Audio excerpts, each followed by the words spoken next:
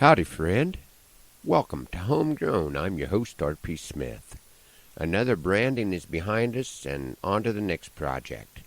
Preparing to turn out bulls and getting ready for the Mason City Rodeo Bible Camp. We're looking forward to camp this year after having to take last year off.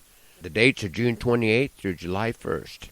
Any young men or women aged 12 to 18 are invited to be part of the Rodeo Bible Camp at Mason City, regardless of their level of experience. And we always have a place for adult volunteers and buckle sponsors if anyone is interested in helping out. Give Don Shada at Comstock a call or contact me and I'll pass the information along.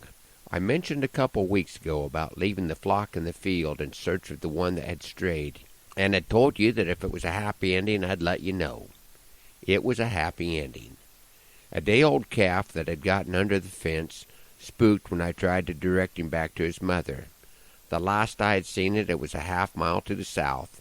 After riding for the better part of 2 days and hauling its mother and a couple of late-bred cows to the south end of the neighbor's section plus pasture, hoping to kick it up, the calf was found by the neighbor to the west, trying to bum a meal off his yearling heifers.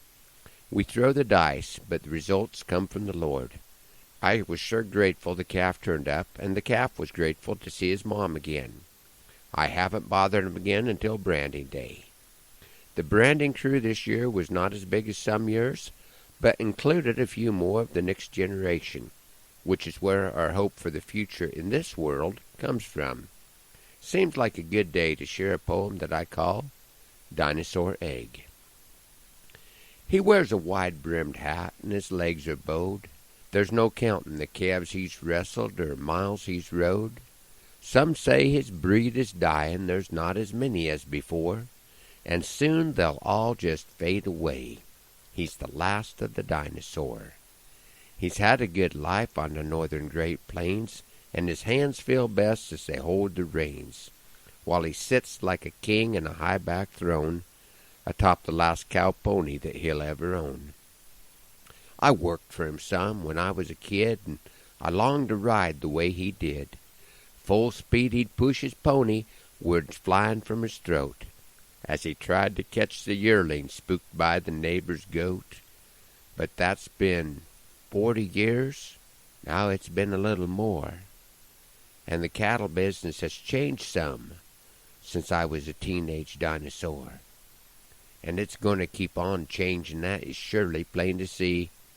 Chris Columbus must have said it back in 1493, when that plank was lowered and those Spanish cows were swam onto a shore, and an industry was born like none other's been before. 500 years of droughts, blizzards, and branding fire smoke. The wheel just keeps turning. We're just part of a spoke. Over 500 years the American cattleman has evolved. Around seasons and cycles his life has revolved. Boil it down to one statement that still holds true. Take care of your cows and your grass. They'll do their best to take care of you. You may never be rich. You could always use more. But there's still a place in this country for a young dinosaur. Somewhere tonight in their dreams a young person can see a glimpse of the one they'd like to be. With a wide-brimmed hat and bowed at the leg, somewhere is hatching a dinosaur egg. Thanks for riding along on Homegrown this morning, hoping that the Lord blesses you real good today, and that our happy trails cross again soon. I'm R.P. Smith.